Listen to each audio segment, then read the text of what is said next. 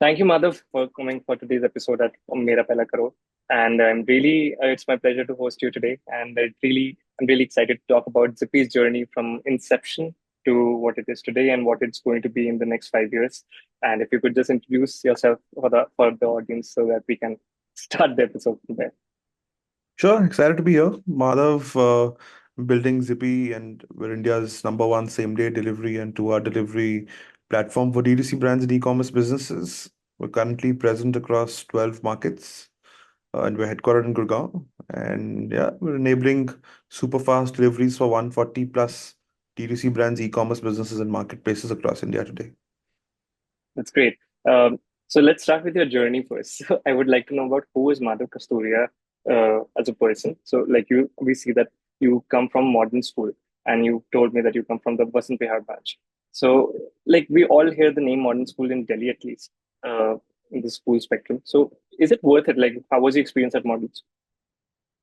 It's all about exposure, right? So Yeah, the difference between the good schools and, so I'd say, any other school is, I think, the yeah, exposure, right? So it all starts there, and yeah, and and I think, yeah, that's the only difference. Otherwise, curriculum wise, I think everything is very yeah, standard. But it's just about the community. yeah. So is that community coming still coming in handy somehow of modern school? Of course, that stays, right? So Yeah, you spend, say, 10, 12, 14 years with a certain set of folks. So yeah, they stay, right? And that community sticks around. yeah. Well, and I think after modern school, you went to Hindu college, DU, in DU. So we see a lot, like we all know that DU is a great university to be in, but we don't usually hear a lot of entrepreneurs coming out of DU. So you are my first entrepreneur that is coming out of DU on this podcast. So how is DU or like Hindu particularly uh, college for in terms of entrepreneurship? Like, do they foster that culture? So you know what? Delhi University is very good at what it does, and I'd assume Hindu College is one of the better ones. But what I see missing in the entire package, right, is sort of the on-ground exposure, right? Yeah, Uh, the way people are taught is very different from the way they're supposed to execute after those 3 or 4 years, right? okay. And that brings a massive gap in the entire education space. And that Hmm. gap today is being filled by the new age players. Players like, Hmm. say, Masters Union, Mesa School of Business, Yeah. or these ones. Where, in fact, I was at the Masters Union a couple of days ago, and what I saw there was very eye-opening. They don't have exams, they don't have marks, they don't have classes, Hmm. but they have a 3 year course. And they Yeah. have 6 semesters, and every term they're building a different business. The Yeah. first, they're building a drop shipping business. The second term, they're building a content business. The third term, they're building a cloud kitchen business. So 6 terms, they Yeah. build 6 businesses. Yeah. That's actually teaching them and preparing them for becoming future leaders, for becoming uh, for sort of preparing them for generalist roles at startups, at growing startups, right? So Yeah. that's something that is missing in the best colleges and universities in the country today. Yeah. I completely agree. And hence, you're not able to see a lot of founders being churned out of these very, very good colleges. Exactly. Times have changed, but their playbooks haven't. Yeah. And plus, I think they're all about getting good marks, getting placed in a good company. They're still fostering good employees. And so employee culture is still there. Uh, It's competitive spirit, but it's not building a hands-on yeah. execution-based approach. Yeah. Exactly. So I completely agree with that. And Masters Union is actually doing a great job at it. I have some first-hand experience with them as well through a friend who's also my co-host. He's not able to be here today. But yeah, so I think you told me about that. You started with the cloud kitchen business called Beijing Street the Jackpot, and that transitioned into what Zippy is today. And so how and you started back in 2015, I think. I think that was straight out of school. That was right after school. So how did you like even while you were at Hindu, you were running this business? So how was that like? Why did you start that first of all, and then how are you managing things? So I think in fact Hindu happened after my business, right? So chronologically my business started before Hindu. Okay. So there's always like a 3 6 month period between school and college, and Yeah. that's when I started the business, started the first store. And then Hindu happened, started going to Hindu, and yeah, scaled up the business from the first to the second to the third and the fourth store, all during college. Graduated in 2018, scaled up the business till 2020, and then COVID happened. The Yeah. first wave of COVID was very brutal, right? Yeah. Uh, Entire retail was shut.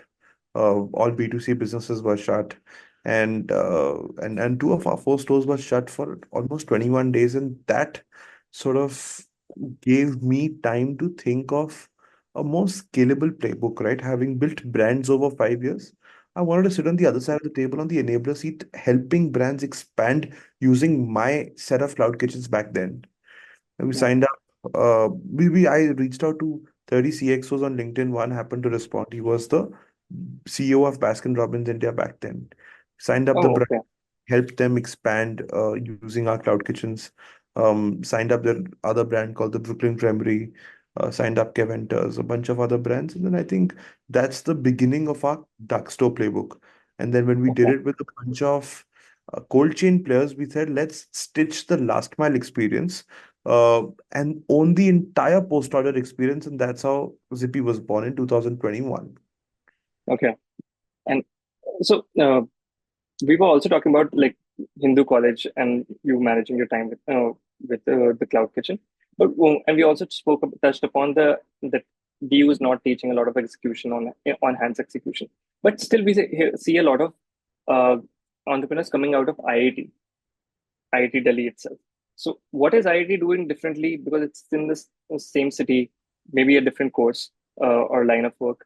But what are they doing differently that it's fostering more entrepreneurship, or is it because the hype that people have seen that more entrepreneurs come out of IIT, so they just want to be one of them? I think they have a very interesting entrepreneurship cell. They have a very good alumni sort of network Yeah, of entrepreneurs who've been there, done that. They do a lot of events on startups and building. So I think they've built that community, they've built that energy over the years. And yeah, and I think that's sort of paying off in terms of the number of founders building from the dorm rooms all the way to sort of scaling up. yeah. So now everyone's seeing the IIT story. So, but moving on from that, like you told me that Zippy was born in 2021 January. So after when you realized that you could cover the last mile gap for big brands. But from that, like, how did you like transition into quick commerce? Like that was that start? Like, were you delivering on the same day from the day one? Yeah, I think that was the sort of proposition that we built from day zero, that we will Okay. start with same day deliveries, and that has evolved. Today we have a product for same day delivery, we have a product 2 hour delivery, we have a product for 60-minute delivery, which is coming up very soon. And we're not there in terms of the 10-minute, 20-minute delivery, but we've reached the 60-minute playbook as of today. Okay. And what kind of products can people expect to get in 60 minutes? So it depends, right? So we're essentially enablers. We enable everything that can be carried on a bike or a three-wheeler um, uh, to the customer's place or Mm-hmm. office in 60 minutes, 120 minutes on the same day. If I talk about category penetration, it's more about food, beverage, beauty, personal care, wellness, Ayurveda, car accessories, baby care, pet care, a bunch of these categories, right? Sexual wellness, pharma, a bunch of these categories. Okay. Okay. And are you ever planning to compete with the likes of Zepto and Blinkit? Like, is that your game plan? Not at all. Not at all. Reason they're So, very B2C platforms, they own the customers, they're marketplaces, right? They're quick commerce yeah, place, sort of marketplaces. We're not marketplaces, we're enablers. Think of us, it's essentially an Amazon versus FedEx question, right? So yeah, asking yeah. FedEx, would you ever become an Amazon? But it's a different business. Yeah. Yeah, true. But I'm just thinking out loud. So, like, let's say you onboard 10,000 businesses tomorrow that are like enabling their business to you. Now you have 10,000 businesses and their products. So, can't you launch a B2C app that enables the customer to like a D2C model? Uh, so, can't that happen?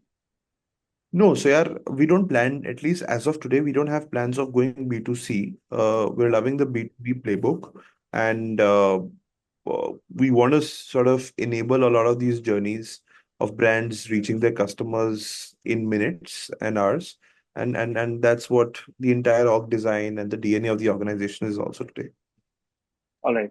And how big is your market? Like in terms of numbers, how big is your TAM? Yeah, it's if you ask me how big my market is today, it's like Sanjeev Bikhchandani asking Dipinder Goyal in 2008 how big is food delivery, right? So That's it true. justice to the market because the market is Yeah. also growing as we are Yeah. delivering every subsequent shipment, right? So Yeah. something that is a very, very dynamic number and is only True. growing. True. Yeah. So, but how many customers do you have today? Oh, how big is our market today? We're at about 140 plus customers. And how big potentially do you think, like if you have 140 customers today, how many customers do you think you can get in the next 1 or 1.5 years? Uh, we plan to reach 500 by March and triple Okay. that number or quadruple that number by the end of next fiscal year, which is Okay. March 2026. 20. Yeah, makes sense. So you think the market is at least, like at least Zippy's market potential is at least of 2,000 customers uh, Oh no, by you're saying it's 2026. 1 lakh e-commerce businesses. 1 lakh. But you can potentially cover 2% of that in then by 2026. Yes, we can cover easily 15 to 20% of that over the next, say, Okay. 10 years. Right? Because there may be some brands and e-commerce businesses who aren't ready for us right now, who are either Right. very small or who haven't sort of explored the D2C piece right now. They're very, very marketplace heavy, right? So that Right. transition is also being witnessed across Right. markets today. So I think that is bound to grow. Right. So let's say a brand wants to like come to Zippy. Does your business model look like for them, or is it confidential? It's not confidential. It's everywhere. A Yeah. brand who wants to come on board the Zippy same-day delivery platform, you have to sign up on the website. Somebody reaches out to you. We understand the business, we understand the product, we understand the customer, and then we onboard you. There's a fixed fees, which is weight sensitive and volume sensitive. It's not distance sensitive and not GMV sensitive. And Okay. then connect to your online shop, pull in orders for the relevant PIN codes we serve and the SKUs you choose to store with us. And all Yeah. orders before a certain threshold, say 3 p.m., we pick, pack, dispatch, and deliver those orders to customers by 9:30 p.m. the very same day. The business is Okay. as simple as that. All right. So it's not percentage based. Like you're not charging per No, delivery. it's not a commission based, right? All right. All right. That's cool It's weight. actually. I think so. You need a certain volume in your business before you partner with Zippy. Absolutely. Supply chain is very, very volume sensitive. Right. And they need to put their products in your dark stores, like Inventory some has to volume be of. stored at our dark stores. It's a completely inventorized model. It's pretty cool. And so you said that in the next coming 10 years, which I hope that you reach, inshallah, you could cover 10 to 15% of e-commerce businesses in India. So, but as you said that the number would also be growing. So, what all like we touched upon Zomato's subject also that Zomato was a food review platform at that point of time. So what all like businesses that you think you could potentially venture into? Like you said, you would not venture into B2C as of now at least. But are there any like North Star metrics that you would like, Acha, if this goes well, we could also do this? Yeah, so we're going to be enabling a lot of quick commerce marketplaces in the next 2 years. We're also launching a product for pickup and drop, where we pick up shipments from a brand's warehouse and deliver them to the customer on the very same day. So Okay. intra-city, non-inventorized same-day delivery is something we're coming up with, and it's going to be the fastest solutions for intra-city that have ever been designed from a supply chain design perspective. Okay. Do you think you would ever want to partner with shops? Like, is that a sustainable thing to have?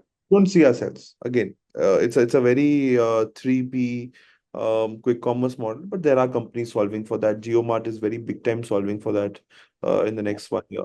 So we don't look at that market. Again, I said, right, we're not looking at a B2C market anyway. Yeah, yeah, I get that. So, how big is the team right now? What is it? We're 45 people headquartered in Gurgaon, and then the operating teams across 12 markets are about 500 odd folks. Right. So I read a post on LinkedIn about from you that you in which you were talking about your investor journey or investment journey. Exact. So what was that like? That just sounded very interesting. That you a lot of people helped you out, and you have a lot of good investors on your panel even today. So how did you get in touch with them, and how did you find them? How did I get in touch with them? Mm, so, you know what? The first round is always the toughest because you're running the Yeah, race alone, right? And then the second round and the third round and the rounds after that become fairly easy because you're not running the yeah, race alone. You're running with the entire set of shareholders. yeah, People are introducing you, you're getting access to their network. yeah, And you keep knocking doors, right? So you keep knocking doors, and one of those 10 doors open, and then that leads to something else. So it's all hard work. It's yeah, not it's not just access, it's not just luck, it's a lot of hard work and a lot of doors being knocked. yeah. But any particular strategy that you could share for early stage founders who are still in that stage looking to raise funds I for the think first round? stage founders, in terms of their first raise, don't chase a very large raise. Look at a very small round to kickstart and cover for the next 6 to 12 months. Focus on the right set of investors.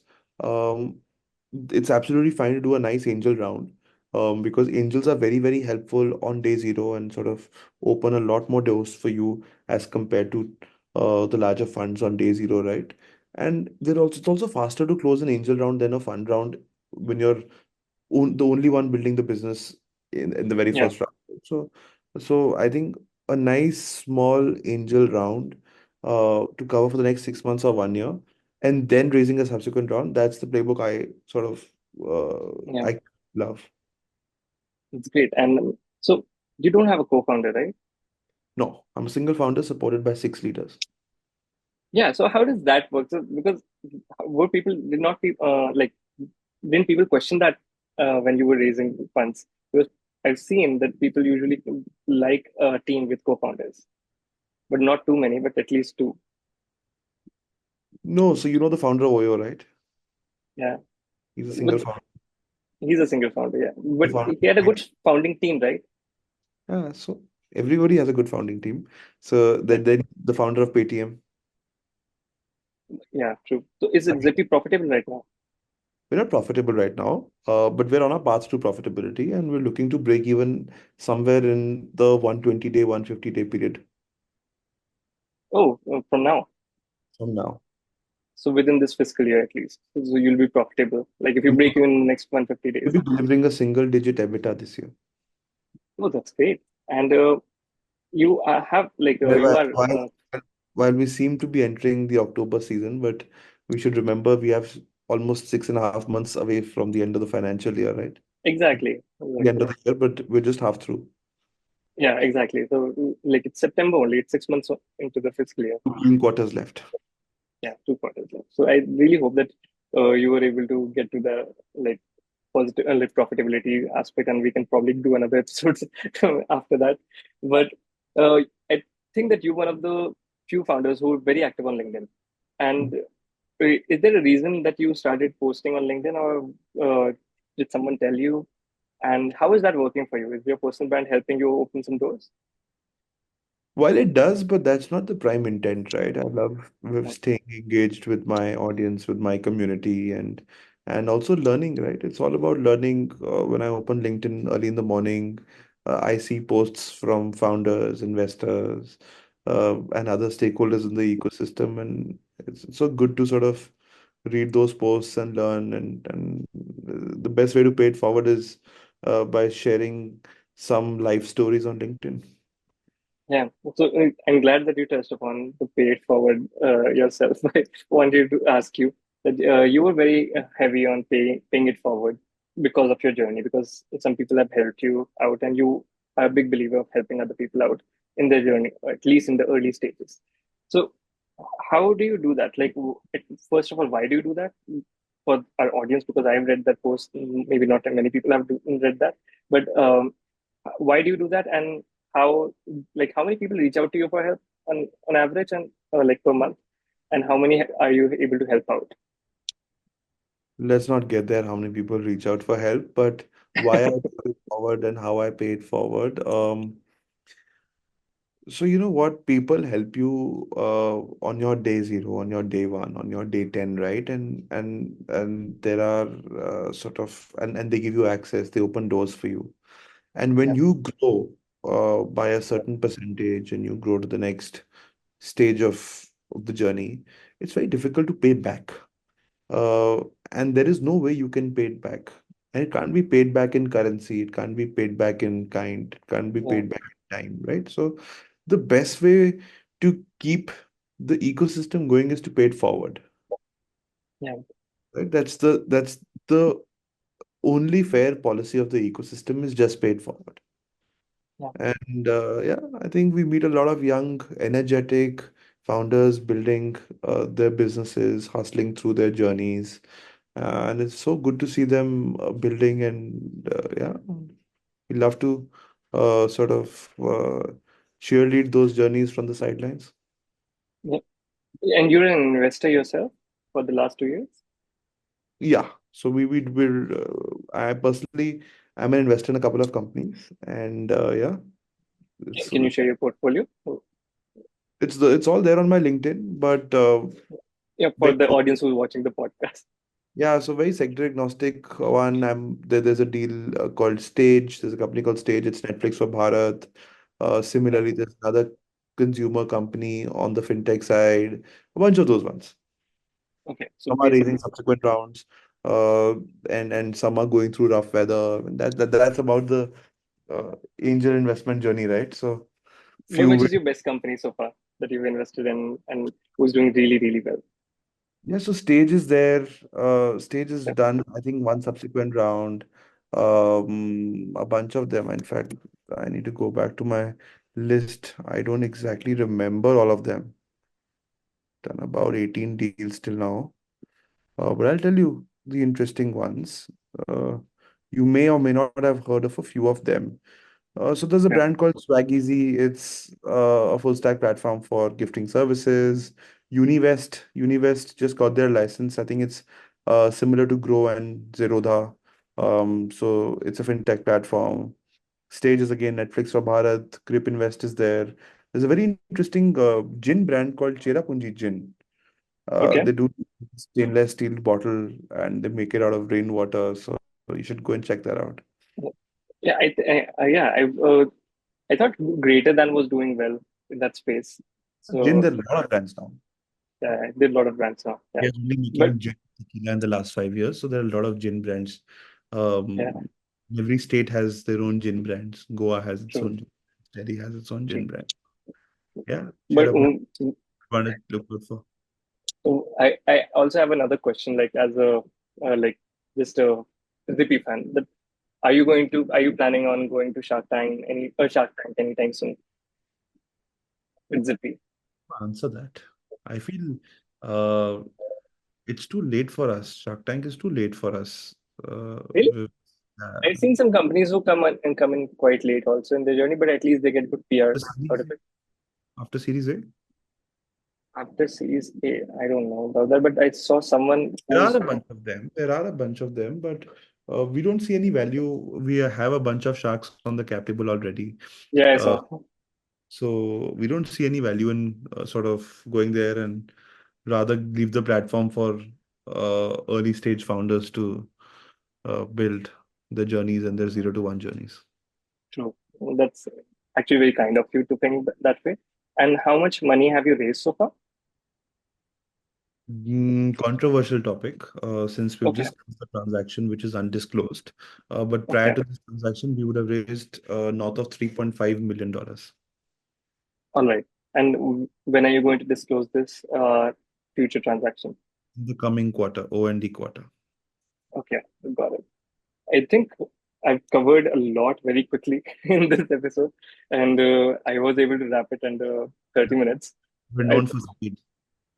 sorry? We're known for speed. Yeah, we know.